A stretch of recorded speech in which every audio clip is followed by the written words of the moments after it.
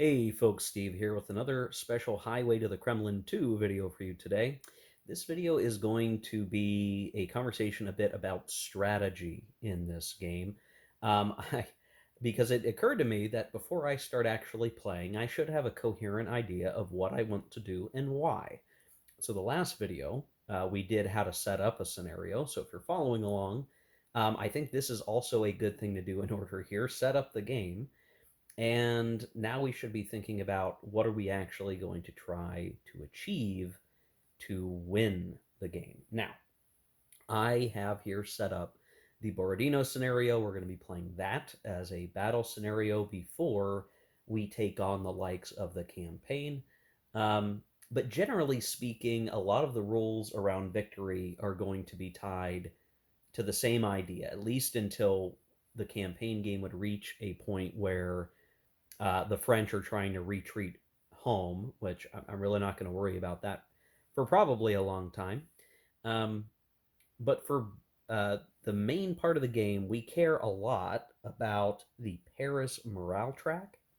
And for battle scenarios, the additional rub on this is the uh, total losses that are incurred on the game map. So, strength points lost for every reason, including attrition, we count that for the battle scenarios. And I'll need to get some scratch paper to try to keep track and make note of these losses over the course of the battle scenario for the handful of turns that we'll be playing it.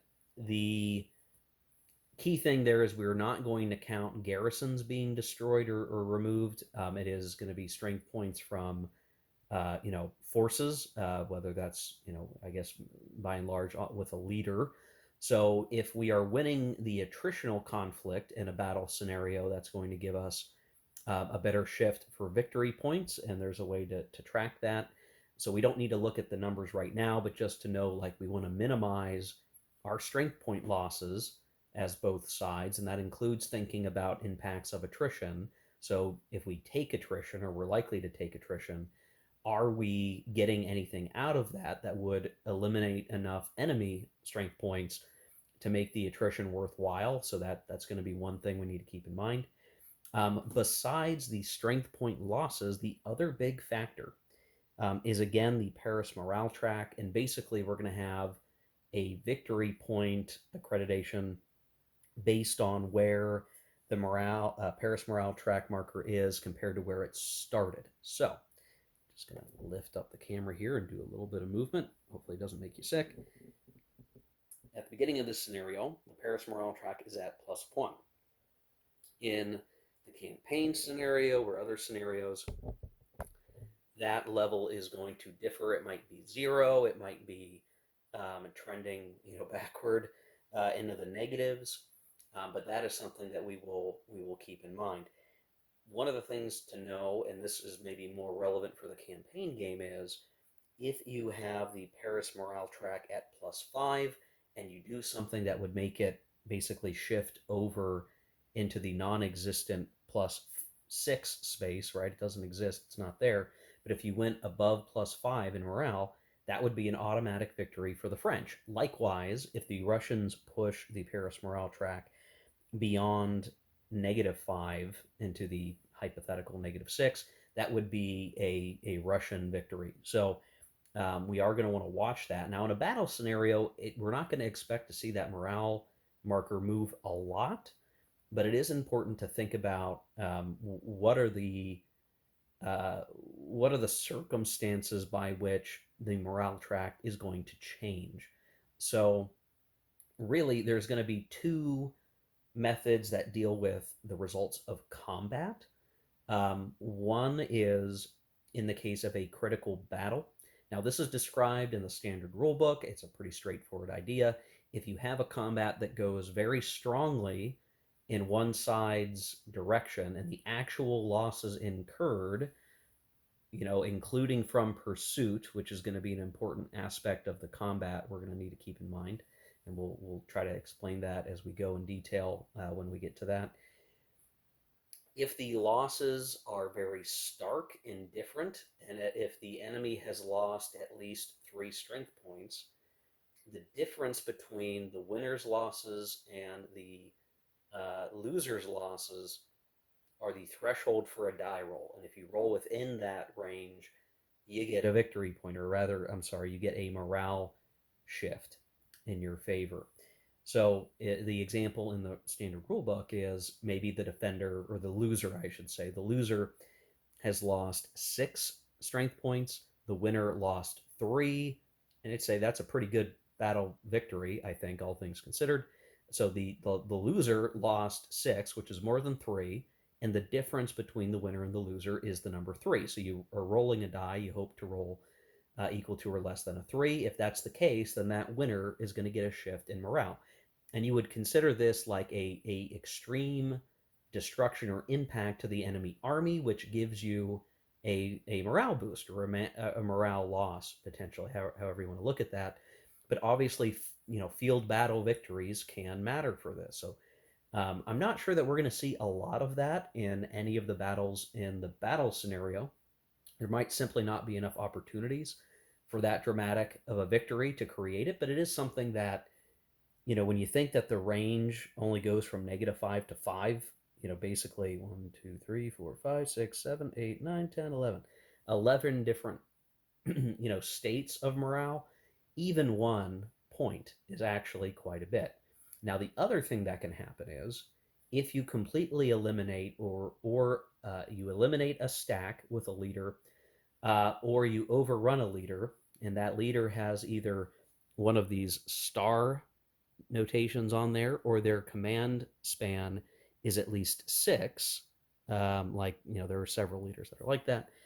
Um, he's an Eugene is an example of a 6 command span uh, leader.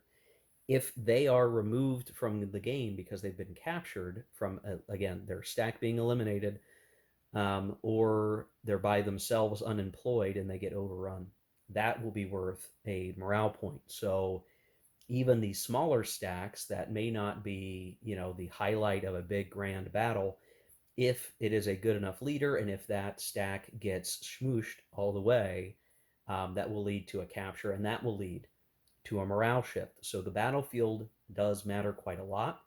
Obviously, you want to have good battle results. You want to try to knock down those leaders that have a high command span. So when we look at this scenario of Borodino, and we're operating, on our way to Moscow as the French, we could certainly look at Barclay and Bagration and Kutuzov up there and see, well, can we manifest the situation to give us a really great victory? And Russia, likewise, would be wanting to do the same thing. Can we inflict a critical loss on the French? That starts to knock down their morale. That's what they need to do. So in terms of strategy, there's not going to be like an instant obvious thing to do here in my mind, but obviously, as we get to playing, looking for those opportunities to either eliminate or greatly defeat the enemy is going to be highly important for us. Um, Now we're going to look at the game charts to kind of understand, the expectations there, but that's the first thing to keep in mind. The other source of morale points, and to be honest, to me, this seems the most volatile and could be. I don't want to say that it's strictly speaking a criticism of the game, but a lot rides on some die rolls related to the capture of major cities. And there's only 3 on the map. There's Riga, there is Smolensk, and there is Moscow. When you capture one of these major cities, as the French, you will get a morale point shift, which is great. However, paired with that is a game specific exclusive rule around whether or not those cities are set to fire, and how much of the damage takes place in the city, how much of the city is burned, which will either, if you manage to get a good die roll, might actually increase your morale level that goes up. So as much as 3. So if you roll really well, we'll look at the table charts here and talk about it. If you roll a 1 after capturing a city, you get a +2 to your morale. So in total, you could get a swing of 3 morale points, or 3 marker shifts, if you get really lucky, that 16% chance, 17% chance on the die roll to get a complete intact city when you capture it. That's really great. That's a 1 in 6 chance. There's also one, if you roll a 2, you get a +1. So that's a net swing of 2. And there's a result that gives you 0. So you just get the net swing of 1 for capturing the city in the first place. But then, unfortunately, a die result of 4, 5, or 6 will actually take a morale away, basically turning your morale point swing for capturing that city to be just net 0. You gain nothing other than the game position on the map of having the city. And you could imagine, like, if you get lucky on those die rolls, then the game is going to be very much in your favor. If you get really unlucky die rolls, um, you might not be getting much at all. And then we get into the negotiation table mechanics, which again might have a really strong impact on whether or not you can win the game. And a part of me worries that the game basically being won or lost on a die roll like that might not be to everyone's taste. I'm not sure how I feel about it yet, though it does create the incentives that you still need to do everything that you would expect to here, right? You got to get Smolensk, you got to get Moscow, you got to take these things, and you got to hope for the best, but you don't know for sure what's going to happen. The fact that it's a 50% chance that capturing the city will give you no additional morale is a tough gig. You kind of have to hope that on the odds you get one of the better results and you get a big enough swing to carry you through the rest of the game. So that's a lot of talking about it. I do think we need to take a look at the table, and that will help us connect with, or the tables, that will help us connect with the math of this. And then we'll come back to the map and we'll kind of talk about what does that really mean for us in terms of strategy, at least for the Borodino scenario, but just at scale for a campaign game. So as we look at the charts, really the ones that are mattering most for us is going to be the combat results table first of all. So we talk about, hey, those big victories where the opponent is going to lose at least three steps. Well, if we look at the chart, keep in mind, if you find that a force can't retreat properly and gets eliminated, that could be 3. So any of these results that are kind of in the center here, where the losses are not up to 3, technically, you could find yourself in a situation where, due to elimination, because you can't retreat, you could lose more than 1 or 2 steps, or strength points, I should say. Now, if you really look at the rest of this, the results that you can see, the attacker certainly has the capability to start eating crap and have a critical loss if they're attacking in non-affecting terrain at 1 to 2. If they roll a 6, could be 1 to 1 in affecting terrain, so worse terrain could have the same sort of thing. And it gets worse and worse as you go back. So obviously, you don't want to be the attacker who's attacking a very large force with a small force. Now that could happen as a surprise when you're playing with Fog of War. I'm not, so I don't expect the situation to come up super often. Though in a Fog of War game, you're probably using vedettes to properly scout, which again I'm not going to be doing. Now, your ability to actually inflict massive casualties to generate a critical loss starts to kick in when you have at least 2 to 1, but more likely 3 to 1 or 4 to 1 odds, ideally in non-affecting terrain, where you can see, like, these really great results of 0-3, 0-4, and so on that can take place. Now, this is all based on a single round of combat. You can have additional rounds of combat if you are in a pitched battle, which we haven't talked about in depth yet, but just know that it is possible, though it could be difficult to achieve in the way that the game works, to have a pitched battle and to go multiple rounds, in which case you're going to start to creep up to 3 SPs or more on multiple rounds, right? And in fact, if there's a pitched battle with 1 to 1 odds, right, you could end up with at least 3 losses to a side. Now, if the loser of a battle is doing the pursuit option, that 0-4 result, let's say 4-1 or what have you, that 4 is how many hexes that they're going to retreat potentially.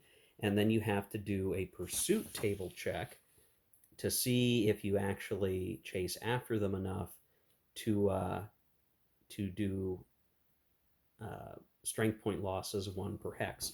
So you might actually run into a situation where if you can't pursue the loser properly, you might not actually inflict the strength point losses to get up to three much of the time. It might only be one or two.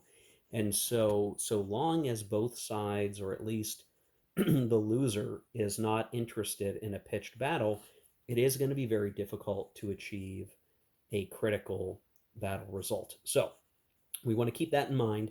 It could be that we do want, as the French, to get into a pitched battle and decisively defeat the Russian army, and in which case, I'm going to be honest, it's going to be hard to achieve that based on the way that this table works. Because in a pitched battle, what will take place is the loser of the battle has to, and really the loser had to have picked the pitched battle marker as their combat marker.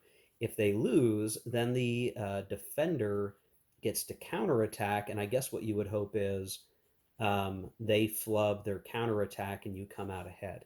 So it's going to be really hard to create the circumstances where just based on the combat results alone, we get that decisive critical loss situation. It it is hard to figure out how often that's going to truly come up, but again, we may find if we can move a lot of forces and create a sort of encirclement situation, that could create what we need to get those types of results. But it's going to be hard. So, again, my expectation is that we are not going to see uh, a lot of critical losses contributing to the Paris morale. So it's there, but we are not going to expect to get a lot of that unless we're really, really fortunate.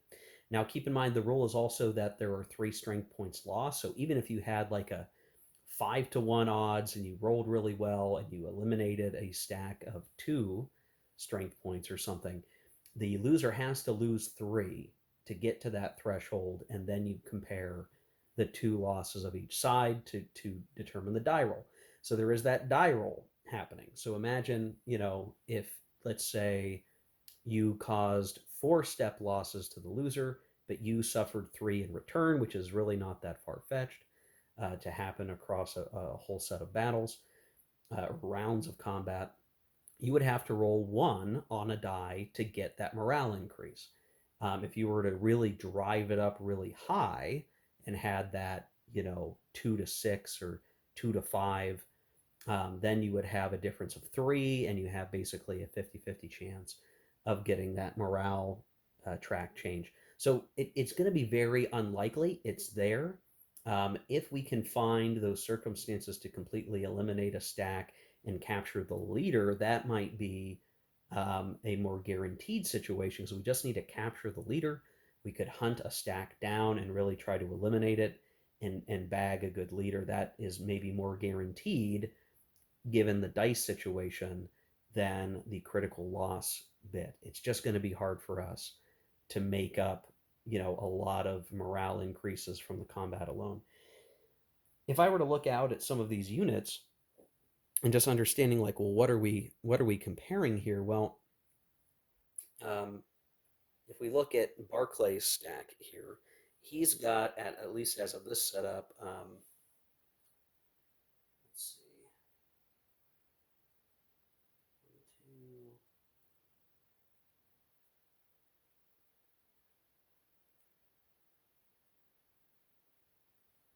I don't know. I think it's something like 17 strength points here, some of which are artillery, I think.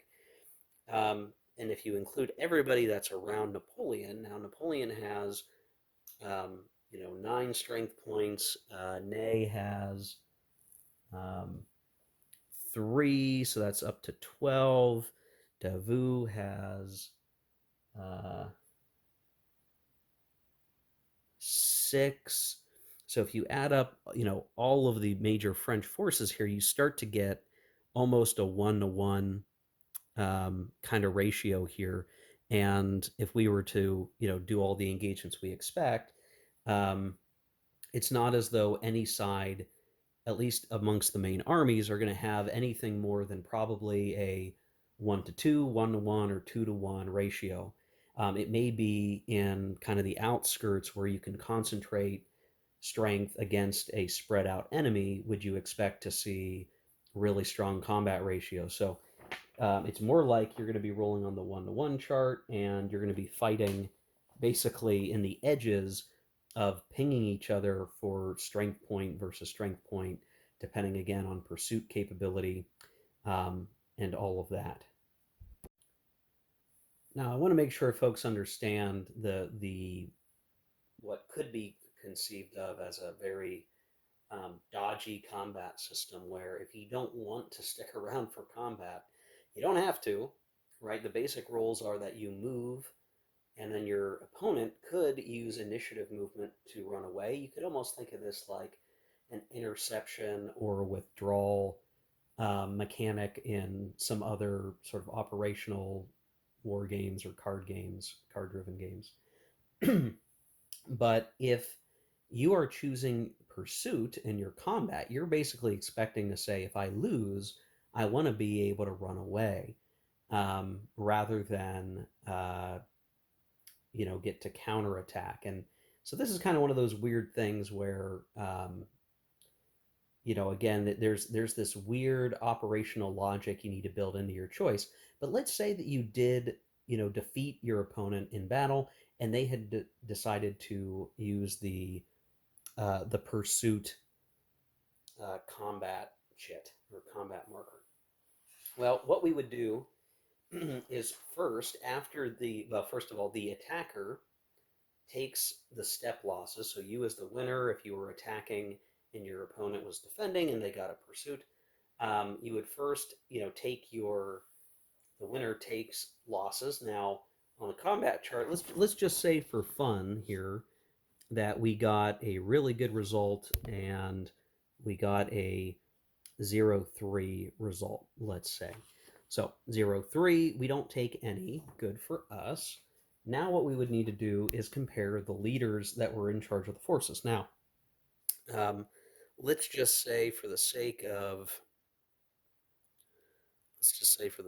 fun here, that it was Napoleon, the man himself, who has an initiative of 5, had defeated, maybe caught somehow, this would be unlikely, I suspect, but who knows, caught Platov someplace. He has an initiative of 3. Now I'm going to stick him back to where he's set up, but just so you guys have a comparison here. The first thing we need to do is do the initiative comparison matrix. So the active pursuing leader's initiative, Napoleon's, is a 5. And then we have, again, Platov's 3. So we look at the passive, and we see there's a 3. So there is a modifier of a 1. Ideally, imagine if it was Napoleon versus just the worst gosh darn leader ever, it would be a 0. So it gets worse. The number being higher is worse.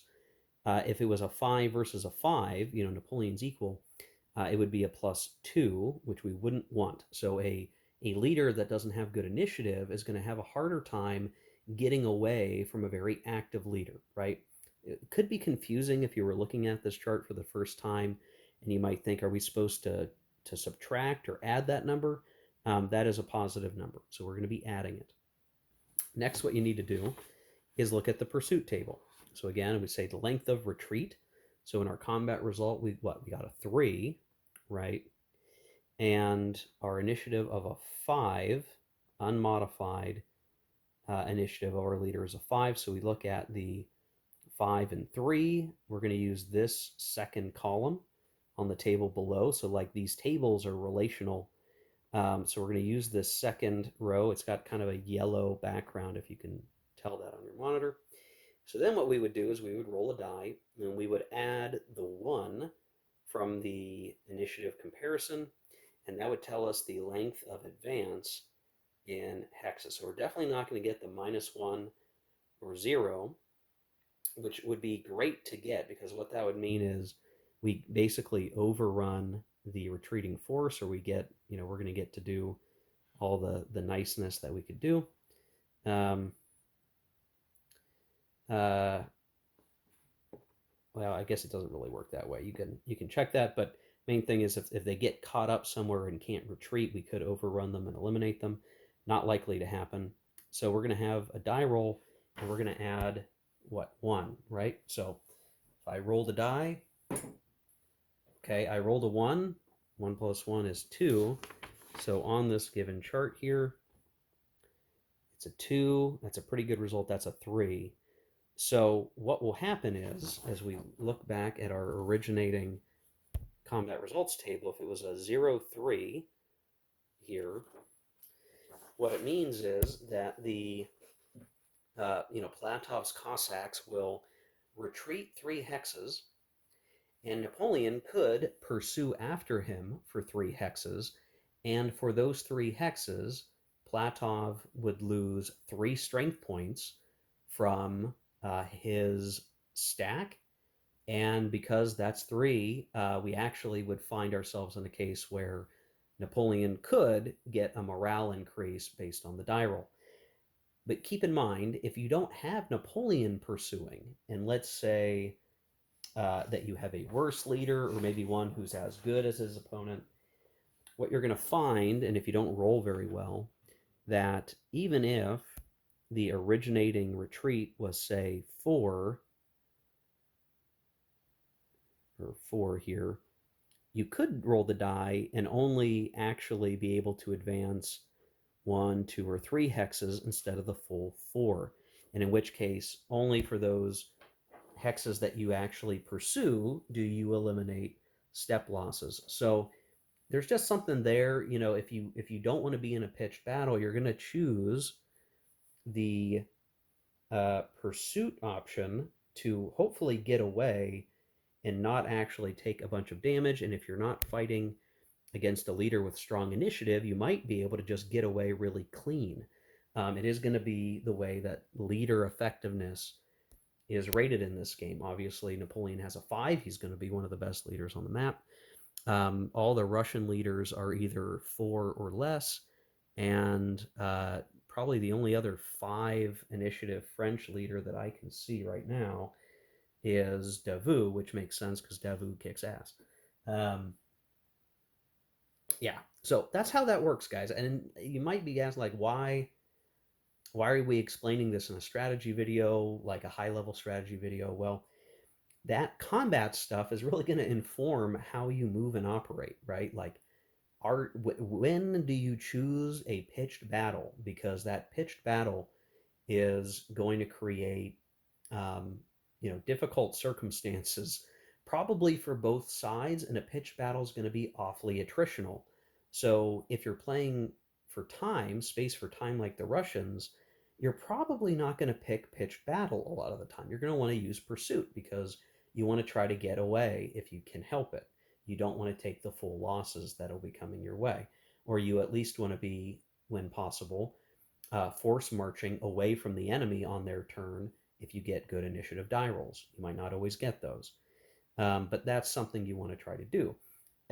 Late in the game, the French probably don't want to be involved in pitched battles because that's going to remove even more of their dwindling strength points that they've been losing to attrition. So I can't tell you right now the perfect formula for picking pitched versus pursuit. I've read reviews of the system that would say, like, when would you ever pick pitched battle? But I think it's highly circumstantial. You probably will want to choose pursuit much of the time unless you're willing to basically accept battle in a pitched battle and ideally really win on the counterattack. That sort of thing could be what you decide to do.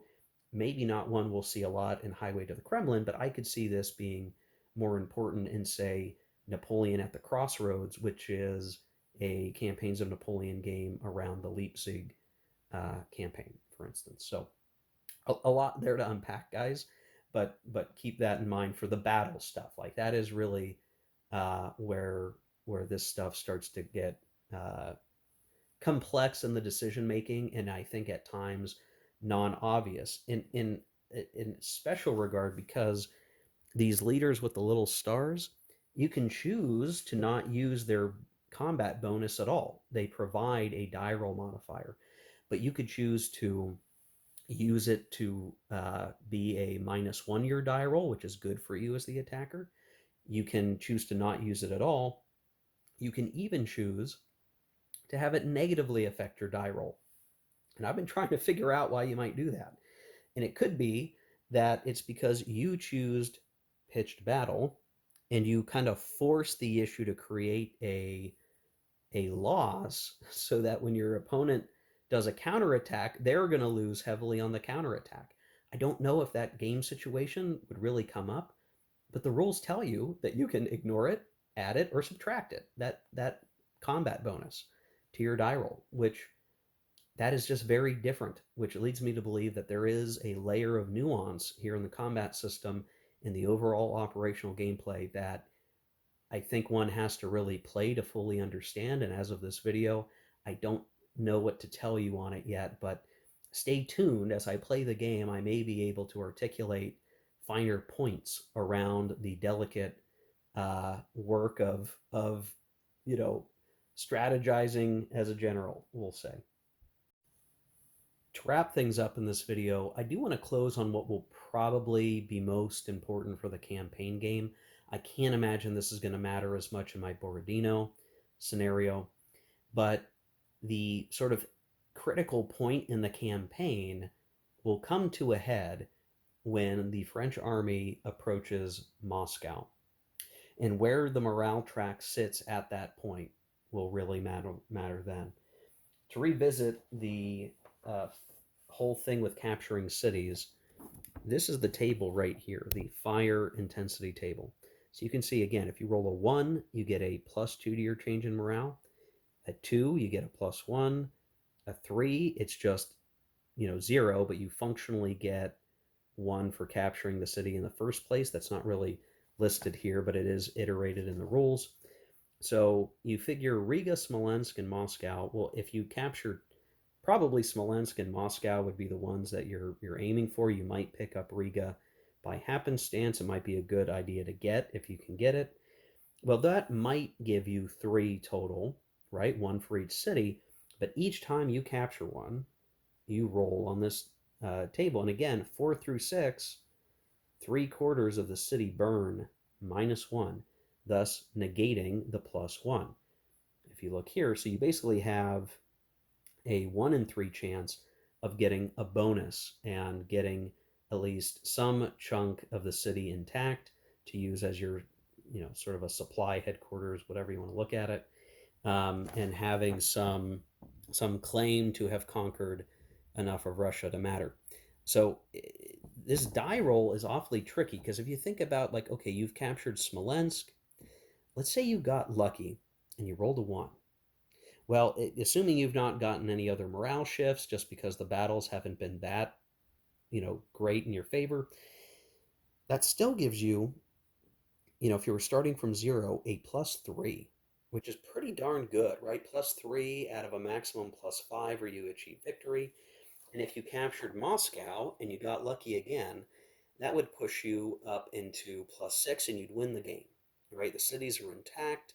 You've got a really healthy supply line stretching across cities that still have its infrastructure.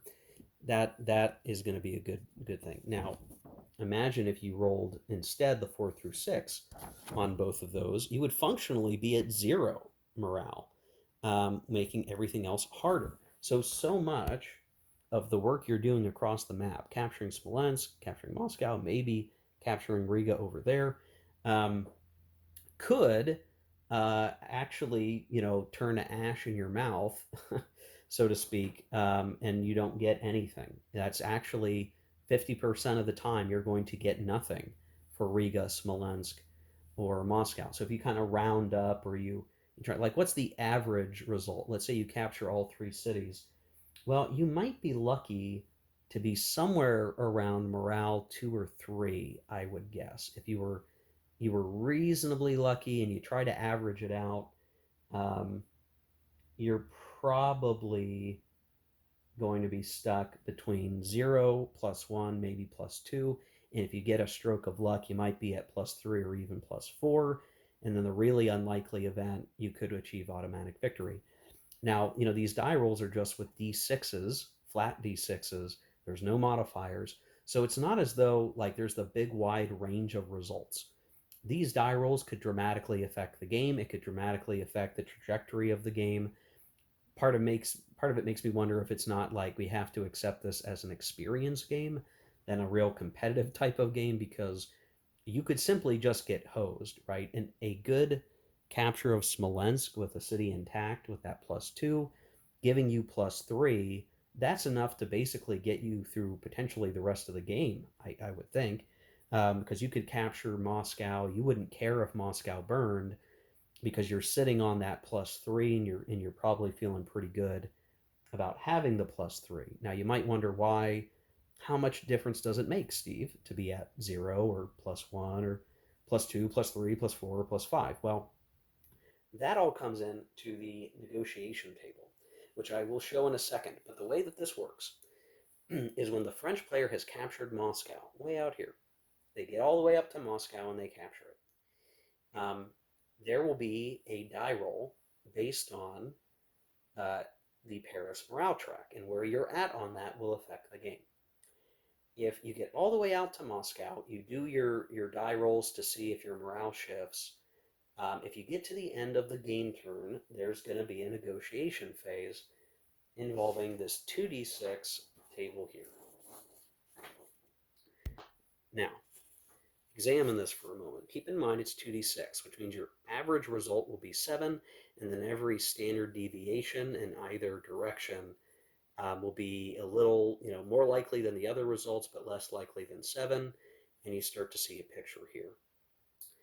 At 0 morale, your most likely result is going to be to keep rolling, which is actually not that good for the French player.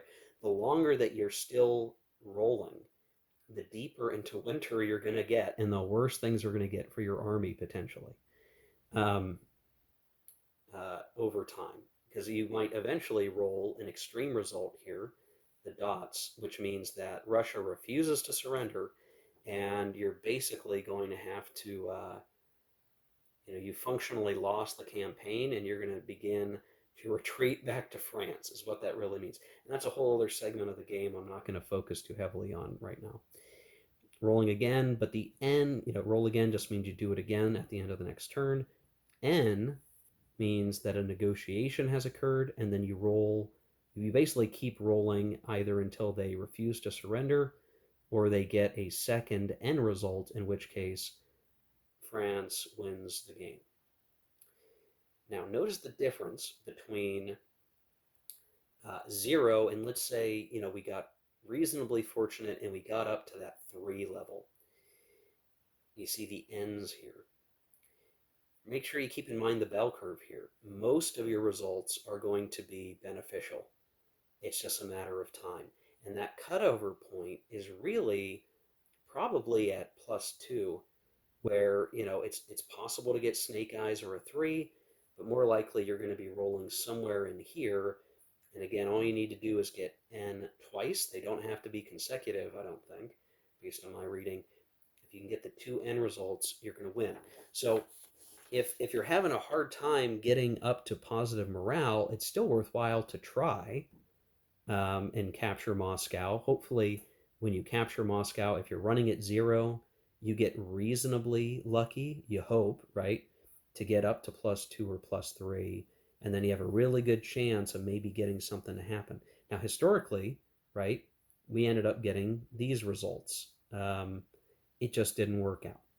I probably did some roll agains for a while, and I don't know how you want to interpret the historical events, but if we can push the Paris morale to at least +2, if not higher, we have a really darn good chance of making that negotiation happen. So that die roll, I think the 2d6 is a little more manageable because you can almost expect a die roll result there. The flat d6s of the fire intensity table, though, are going to be the most chaotic part of the game, and they're going to influence your decision making, right? So if you got lucky on Smolensk and you have good morale and you're able to maintain it by not suffering critical losses or leaders being captured, um, that puts you in a really great position to go after Moscow. Don't delay. Go to Moscow.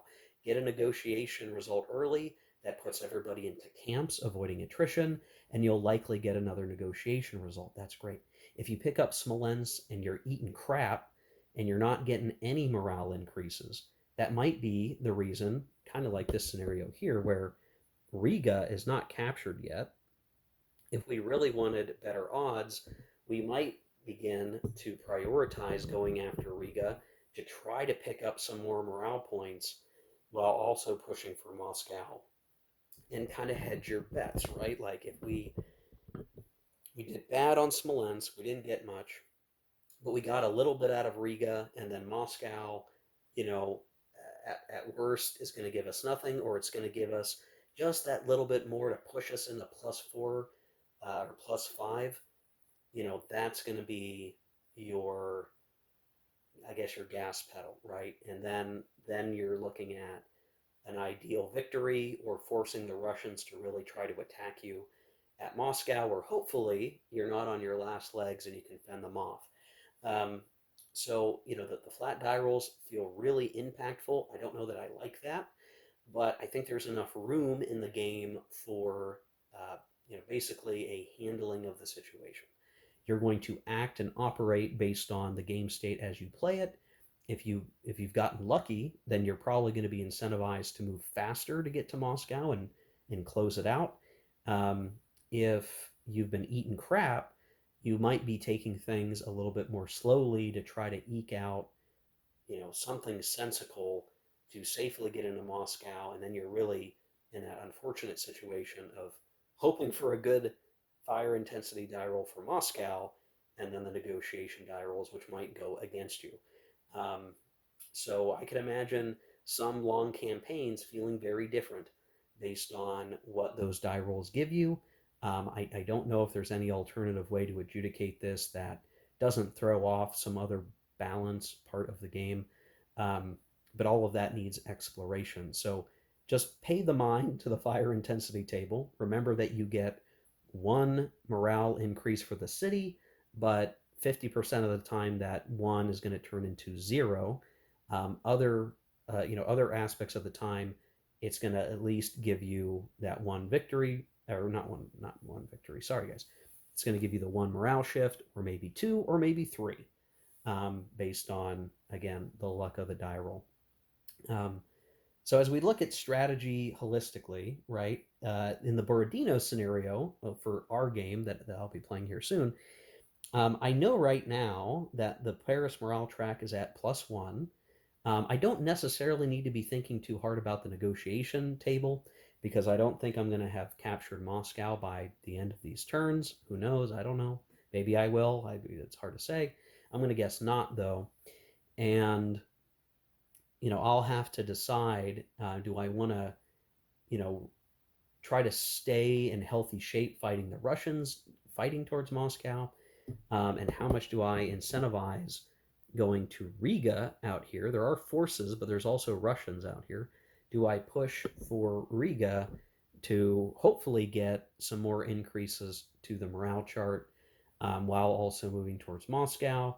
Um, does this mean I'm going to use my movement commands over there, or I'm going to leave it to initiative? I don't have the best initiative out there, but they're still pretty good leaders, which means I could probably afford to split the difference. Maybe that's going to get into the strategy. Big thing is I definitely want to be moving with these guys here to defeat the Russians and get a strength point loss differential source of victory points. Again, that is only for the battle scenarios. Those strength point differentials do not matter in the campaign game. So anyway, that's a lot of yakking about general strategy here. So we needed to understand how to get uh, morale shifts. We have to understand the additional source of victory points for battle scenarios.